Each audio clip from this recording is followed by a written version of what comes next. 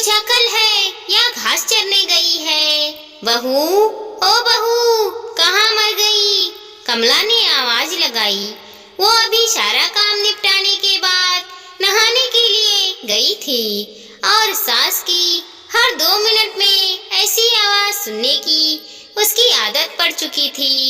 जरा सी नजर के सामने से हटी कि सास ने चिल्लाना शुरू कर दिया।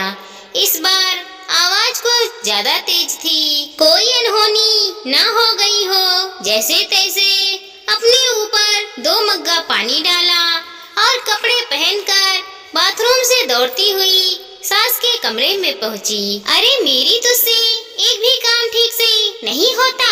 कमला देवी फिर चिल्लाई। क्या हुआ मम्मी जी? उसने डरते डरते पूछा। हुआ क्या है, दिखता नहीं कमबख्त?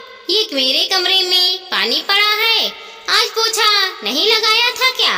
अभी कहीं मैं गिर जाती तो मेरी हड्डी पसली टूट जाती। कमला देवी ने चिल्लाकर कहा। लगाया तो था माँ जी, उसने धीरे से कहा। तो ये कहाँ से आ गया? हे भगवान, मेरी तो किस्मत ही फूटी है जो ऐसी लड़की पर मेरा बेटा लट्टू हो गया। न जाने कहाँ कहाँ से बड़े बड़े घरों के उसके लिए रिश्ते आ रहे थे। अच्छा, अब चल जल्दी से इसे साफ कर दे, सास ने चिल्लाते हुए कहा। उसको पता था कि नहाने जाने से पहले ही उसने पूरा घर साफ किया और ये पानी जानबूझकर उसकी सास ने ही उसे तंग करने के लिए और ताना सुनाने के लिए गिराया है। फिर भी उसने बिना कुछ बोले गिरे पानी को साफ कर दिया और अपने कमरे में आकर थोड़ा आराम करने बैठ गई और सोचने लगी कि सास की चिल्लाहट अब कौन से काम के लिए बुलाने वाली होंगी। इसके लिए ये कोई आज की बात नहीं थी। जब से वो शादी करके इस घर में आई थी, उसके पति के ऑफिस जाते ही ये रोज का नियम था। आज किसी बात पर, कल किसी बात पर, बस उसकी सास को एक बहाना चाहिए था। अगर नहीं मिलता था तो बहाने बनाने की कला में वो माहिर थी। इस रोज रोज की किचकिच से अक्सर वो तंग आ जाती थी, पर कुछ पति के प्यार, कुछ सास की उम्र और कुछ घर की नई बहू होने की वजह से सब बर्दाश्त करती थी। उसे खुद ही समझ नहीं आ रहा था कि उसके खुद के बावजूद में इतना परिवर्तन कब और कैसे आया। उसको यह भी याद नहीं कि कब उसके अपने घर में उसकी माँ या पिताजी ने कभी उससे ऐसे सुर में बात की। अपने कॉलेज और स्कूल के समय तो वो बिंदास लड़की में से एक थी। पूरा स्कूल या कॉलेज में कहीं भी किसी के साथ कोई गलत बात होती तो वह लड़ने के लिए सबसे आगे खड़ी मिलती थी। किसी के भी हक के लिए वो पूरे सिस्टम से लड़ जाती थी, पर आज अपने ही खिलाफ हो रहे अन्याय को चुपचाप सह रही थी। सोचती थी, क्या यही शादी के मायने होते हैं, जब एक लड़की को अपने स्वाभिमान और सम्मान को एक नए परिवार की सूली पर चढ़ा देनी पड़ती है। शाम को पति के आने पर बहुत सारी बातें कहने का मन होता था। 1-2 बार कही भी थी, पर एक तो थकान होने से वो इस पर ज्यादा ध्यान नहीं देते थे और फिर अपनी माँ के खिलाफ वो एक शब्द भी सुन नहीं सकते।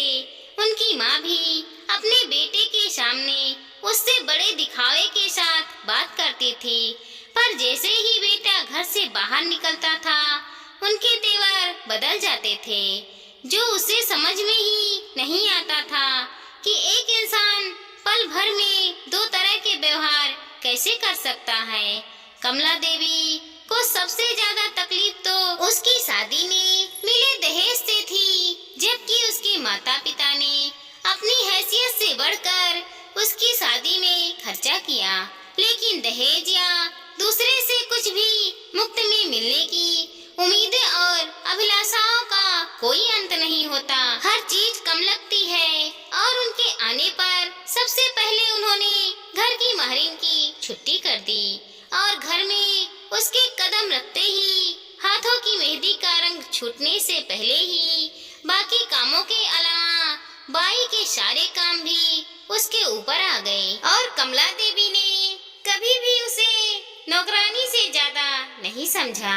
कुछ ऐसे ही जिंदगी कट रही थी उसकी। रोज कोई नया बखेड़ा होता था और रोज शांति पूर्वक उन्हें संभालने की कोशिश करते हुए सोचती थी कि जल्द ही उसे अपने पति और सास के साथ बैठकर शांति से इसका हल निकालना पड़ेगा। पर बस रोज की ऐसी ही दिनचर्या थी। सबके साथ बैठकर बात करने का समय नहीं मिल पा रहा था। एक दिन रोज की तरह सुबह झाड़ू लगा रही थी जब कमला देवी अपने बिस्तर के किनारे बैठी स्वेटर बुन रही थी। अचानक जैसे ही वह झाड़ू लगाते लगाते उनके पास पहुंची, उसने बिना कुछ देखे बहू को जोर से लात मारी और चिल्लाई, अरे कुछ अकल भी है या घास चरने गई है? जब मैं कुछ काम कर रही होती हूँ तभी तुझे काम सूझता है। अभी ही मेरे कमरे में झाड़ू लगानी थी। तुझे नहीं पता कि मुझे धूल से कितनी एलर्जी है? ये आज का नया बहाना था उसे तंग करने का, क्योंकि घर में रोज ही ऐसे ही काम होते थे और पहले कभी भी ऐसी कोई बात नहीं हुई थी। फिर वो भी अपनी सास के व्यवहार को जानते हुए बहुत संभल के काम करती। वो उनके द्वारा दिखाए गए जगह पर सफाई के लिए जैसे ही थोड़ा झुकी, न जाने किस झोंक में कमला देवी ने जोर से पैर चलाए और वह बहू के कंधे पर जा लगे। जब तक वो खुद को संभालती, उसका सिर सामने की दीवार से टकराया और गिर पड़ी। कमला देवी चिल्ला उठी, क्या हुआ कलमुही, मर गई क्या? उठ क्यों नहीं रही है? बचा हुआ काम कौन करेगा? चल उठ। वो उनकी कुछ बातें सुन तो रही थी पर समझ में कुछ नहीं आ रहा था और बड़ी हिम्मत करके जैसे तैसे वो उठने की कोशिश कर रही थी कि कमला देवी ने फिर से ठोकर मार दी और सिर दोबारा दीवार से टकरा गया। इस बार बहू बेहोश हो गई थी। सास बड़बड़ाते हुए उसे कोसती रही। जब नहीं उठी तो कमला देवी के हाथ पांव फूलने लगे और तुरंत अपने बेटे को घर आने के लिए फोन किया। पति उसे तुरंत हॉस्पिटल ले गया तो कमला देवी भी साथ ही साथ आई और एडमिशन करवाने के समय भी बड़बड़ाए जा रही थी। सब पता है इसका, त्रिया चरित्र का, सब करने का और मुझे तंग करने का नाटक है इसका, जिससे घर में कोई काम न करना पड़े और हम सब इसकी सेवा करें। यूं तो उसका बेटा काफी दिनों से घर में जो चल रहा था सब देखकर और समझ रहा था, पर आज माँ के ऐसे रंग को देखकर कुछ ज्यादा ही परेशान हो गया। लेकिन इस समय उसे अपनी पत्नी की जान बचाने की पड़ी थी। डॉक्टर की तमाम कोशिश के बावजूद सिर के अंदर कोई नस फट जाने से पहले तो वो कुछ दिन कोमा में रही। अगले एक ही हफ्ते में उसने दुनिया छोड़ दी। वक्त के साथ साथ बात कहाँ छिपती है। धीरे धीरे पड़ोसियों की जुबान पर उसके प्रति कमला देवी के बुरे बर्ताव की बात सामने आने लगी, जिसमें कमला देवी के बेटे का नाम भी आ जाता था। और जब उसको लेकर बात कुछ ज्यादा बढ़ने लगी तो उससे तंग आकर एक दिन कमला देवी के इकलौते बेटे ने पंखे में लटक कर सुसाइड कर ली। अब पूरे घर में दिन भर सन्नाटा रहता था। कमला देवी कुछ दिनों तक लोगों को दिखाई पड़ रही थी और अक्सर घर के अंदर से उसकी आवाज सुनाई पड़ती थी, अरे कलमुही कहाँ मर गई, मेरे बेटे को भी साथ गई। चल जल्दी से आ जा बहू, घर बहुत गंदा पड़ा है, चल थोड़ा झाड़ू पोछा कर दे। फिर उसी लय में रोते रोते उनकी आवाज सुनाई पड़ती थी। बहुत अच्छी बहू थी, कभी शिकायत नहीं किया उसने। अभी हॉस्पिटल में है, इलाज चल रहा है। मेरी वजह से उसका सिर फट गया था ना, मेरा बेटा भी उसी के पास है, लेकिन अब तो वो ठीक हो गए होंगे। अरे कोई तो उन दोनों को वापस ले आओ। अब से उसे कुछ नहीं कहूँगी। कुछ दिनों के बाद पता लगा कि गुवाहाटी होने के बाद उनके मकान को देखने वाला कोई रिश्तेदार ने उस मकान को औने पौने दाम में किसी को बेच दिया था, क्योंकि कमला देवी को पागल खाना जाना ही था।